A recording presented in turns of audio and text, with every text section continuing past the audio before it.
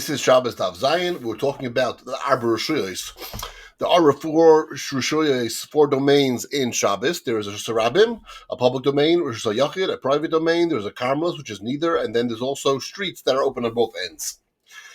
Zomer Rabbi Yosef said, Is Kupa Sha'amru, so a threshold, and we discussed last that a threshold between a Yachid and Sarabim might be considered a Karmelis. So now we're going to discuss it a little further. Rachva Arba, if it's four tefachim wide, then a Gavoya Asara. But then it's not 10 tefachim high.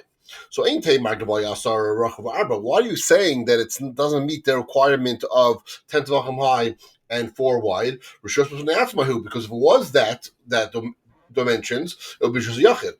So Ein Teimar Gavoya Asara Ve'ena Rachva Arba. So if you say that it's 10 tefachim but not 4 tefachim, how did the Amar Rav Chizda b'shem Asi? But Rav Chizda said the name of Asi.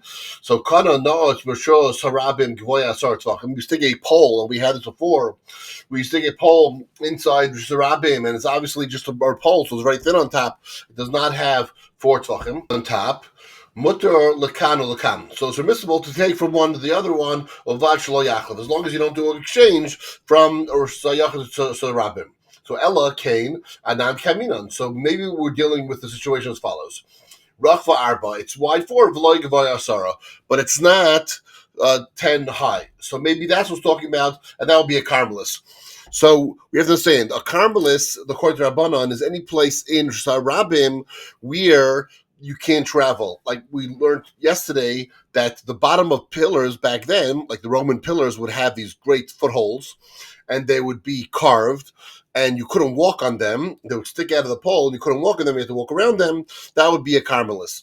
A Karmelis is not a Rishos inside another Rishos. In other words, we have 10 tefachim high and 4 tefachim wide is Yachid within or Sarabim. You put that anywhere Sarabim, that becomes its own private Rishos HaYachid. A Karmelis is merely some place where you can't go in a Sarabim where everyone can gather. So maybe we're talking about, when we say the Karmelis, that's not what we're talking about. So that's a threshold. So maybe we're talking about a threshold that's between Shayach and Sarabim. So now we're talking about actually creating a new rishus with between the Shayach and Sarabim, the doorway entrance. And perhaps it is 4 wide, but it's not 10 tefachim high. It's kupa shofnei Pesach, so a threshold in front of an entranceway. Acher oimrim. Who's acher? Some say it's Reb Meir. That Bavli holds Reb Meir. The Yerushalmi, not so sure. It's very possible acherim could be other groups that were not politically favorable. Let's just say that. Or it could be some others that we're just mentioning. So I remember others say, Kozman Pesach Pasuk, and so long as the doorway is open, Kulam Kilifnim, everything is like it's inside.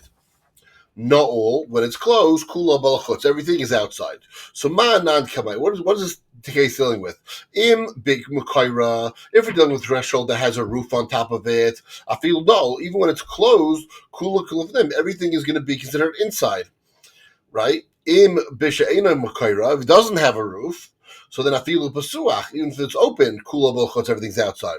So we're trying to say there is some sort of threshold that when the door is open, you'll have part of it will be outside. It'll be considered outside.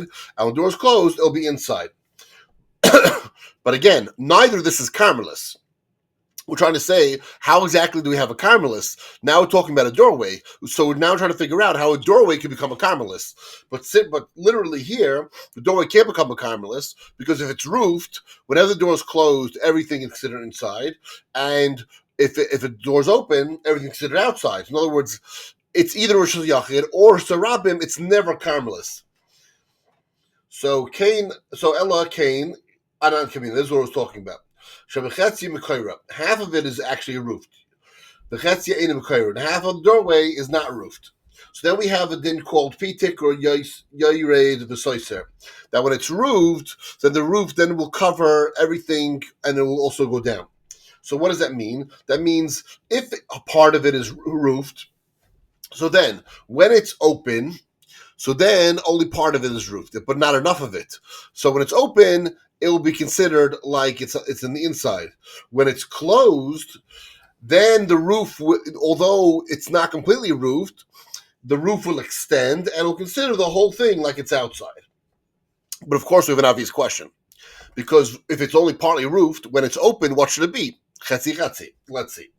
It's okay when it's closed, it's outside, because we have that pituk or yair v'soitzim, where it's considered like it's full and it's closing up everything. So therefore, when it's closed, then we understand what it is. So then everything is like it's outside. Mutter l'shtamish v'soichel. It's permissible to transfer from the threshold to the outside, because it's considered like it's outside. But from the outside to the inside. So what about that? Because if it's only partially closed, so then why isn't it considered half that it's like inside also? So so in other words, so maybe we're talking about there's a hole in the door. We have a door, but there's a hole in the door. It's also the transfer from the hole to the outside, and the hole from the hole to the threshold to the hole. Reb Nassan says, "Not all kulach el chutz. When it's closed, everything is considered like it's outside. When it's open, half will be like it's inside. Half will be like it's outside. The loy came Savranan Meimar. Do we not reason this other way that it's kupa arba when a threshold is 4 tochim? That once the door is closed, the entire threshold is considered like it's outside. So too, when the doors open, half threshold should be treated like it's inside, while the other half should be treated outside. Either way, it should be half inside and half outside.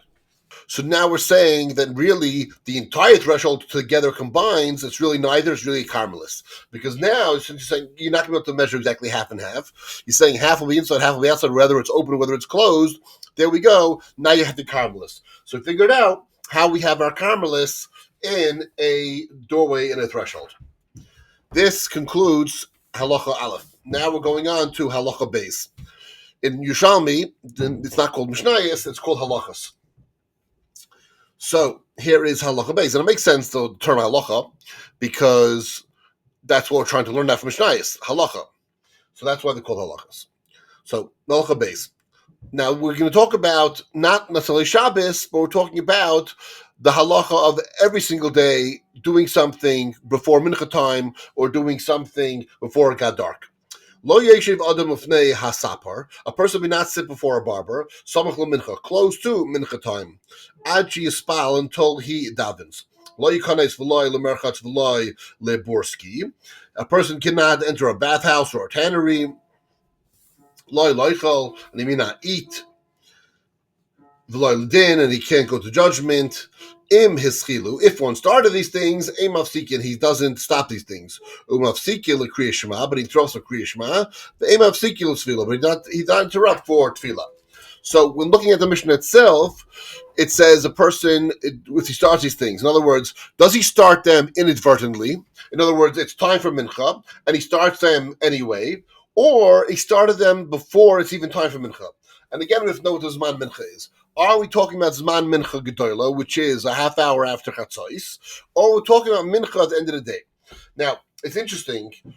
We know mostly that today there's a huge machlokes on Mincha is. Mincha is either right before Shkia, or Mincha is right after Shkia, depending on if you ask Hasidim or if you ask Ashkenaz.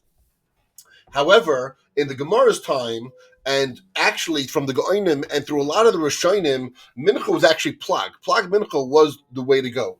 And there was a huge minig in Germany, in many German Kehillas, that they would really daven Mincha and even Meir by Plag. They wouldn't wait till actual nightfall, because especially since it was very dark and dangerous to go from the fields or from shuls back to houses after actual nightfall, they would daven by Plag. So Zman Mincha has a few times. Has one Mincha Gedola, which is again half hour after Chatzos. Mincha Ketana, which is either right before or right after Shkia, sunset, which is Mincha Gedola. Then you have Plag Mincha, which is halachic hour and a quarter before Shkia. So when the Mishnah is saying the Zman of Mincha is coming, is it talking about the initial Mincha, either one of these three, or is it talking about the general mincha, in other words, the first one, mincha gedola, and therefore a person should not do any real activity until he's as reasonable like litzvahs and actually davens mincha. In other words, let's say even in the summer when you have 6 hours to daven mincha, once it comes mincha gedola, you shouldn't do anything, or it's a zman of when the kehila davens mincha. So the pashtus, I would say right now, let's have the Havamina that it's when the Kehil davens mincha, when he's used to davening mincha. So in other words, let's say you always have mincha plag. So then, it's not that the Zman of mincha is coming by mincha gedola. No, it's already 3 o'clock in the afternoon on a regular day. So you're already past mincha gedola. And you could daven mincha, right? Because the pashtus is, you should do these things till you daven mincha. That means, you would think if mincha gedola, you're delaying the things. What I'm saying is, no, let's say the Mishnah is really saying that it's time for mincha already. You're already past mincha, it's time for mincha. However, you usually daven plag mincha. So if you usually daven plag mincha, so you still have a little bit of time. So don't sit in front of a barber or a tannery or bezdin or something and get yourself involved in something that you might actually miss your regular zman mincha. And the other side of it is going to be that don't miss mincha altogether. In other words, let's say you daven plag mincha, don't get so involved that not only you're going to miss your mincha, but you're going to miss the later zman of mincha also. You're going to miss shkia, you're going to miss the minutes after shkia, however you hold. So that's what the Mishnah is talking about. So a person shouldn't start activities until he davens mincha. So he shouldn't take a haircut, let's say in the afternoon, practically speaking. If we wanted to make this as an application, so say that let's say plag mincha is in 20 minutes, don't sit in front of a barber. What happens if the plag mincha is in 20 minutes, but you really have the later time to sit? The Mishnah is still saying don't do it.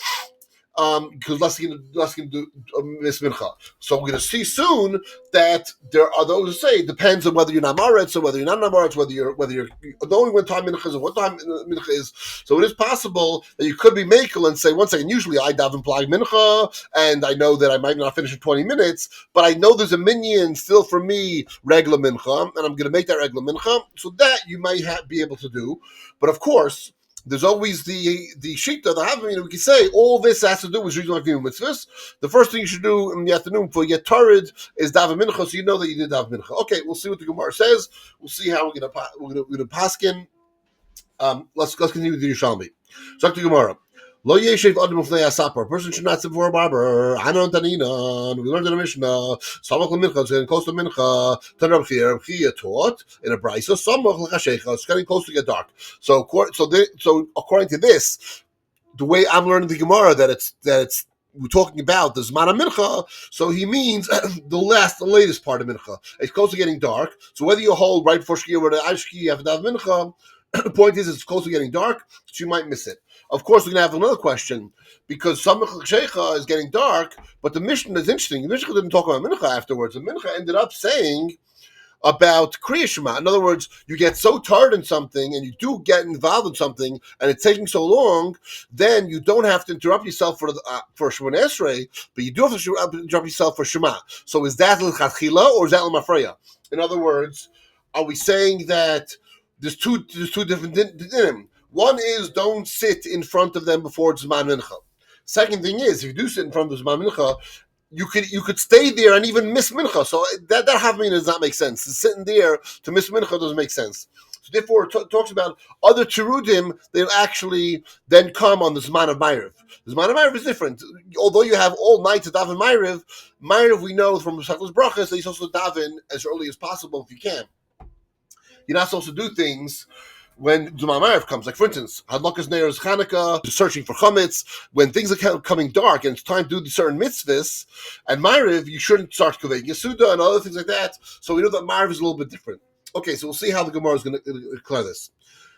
So Rab Chia already says that Mincha is getting close to dark. So he's talking about the latter part of Mincha.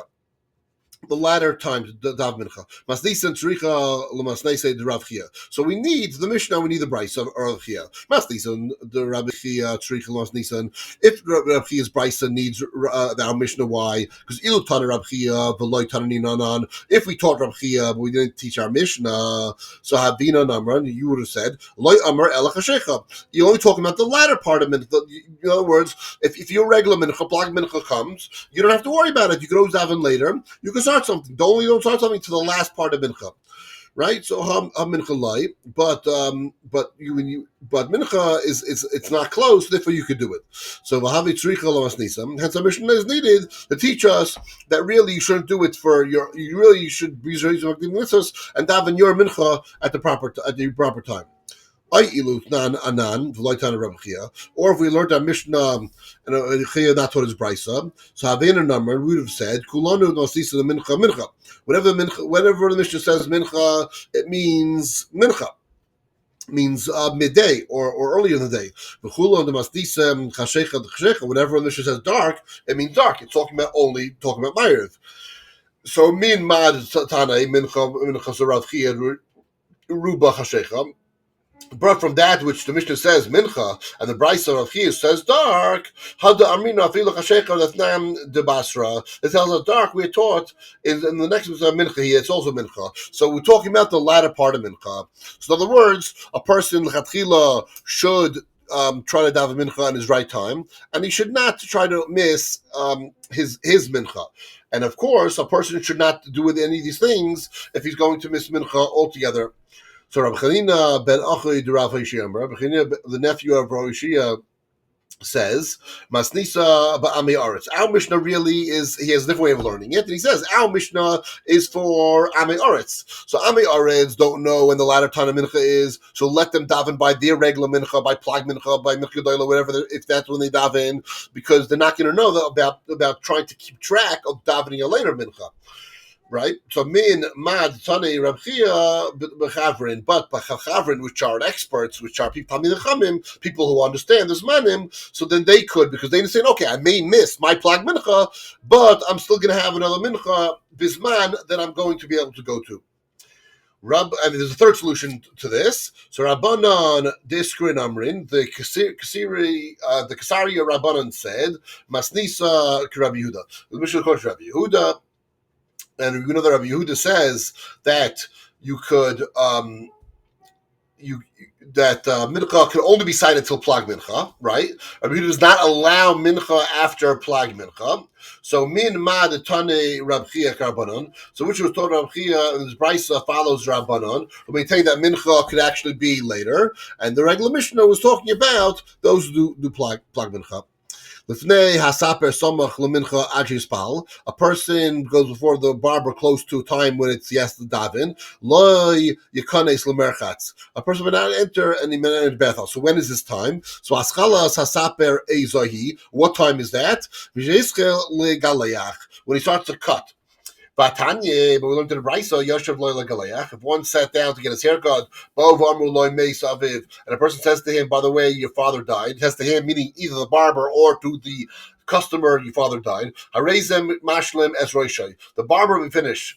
Echad Hamagaleach, both the barber, Echad Hamagaleach, and both the customer getting his haircut. So Lo Asi, rather Brisa did not come to teach us, Ella Mishias Atev Biluntis. When the towel is wrapped around him, then once he did that, then already he could start and he could finish.